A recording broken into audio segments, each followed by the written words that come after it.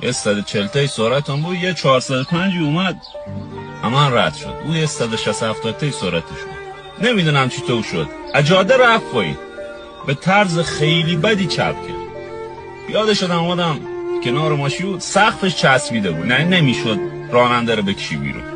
بهش گفتم چه کاری از دستم برمیاد؟ گفت فقط گوشیت بیار، من گوشیم گم شده، یه زنگی برای من بزن. گوشی رو آوردیم، یه شماره گفت گرفتیم. از جایی هم که خدا میخواست طرف تلفنش جواب داد. گفت من یه عمری تو رو دوست داشتم ولی نمیگفتم.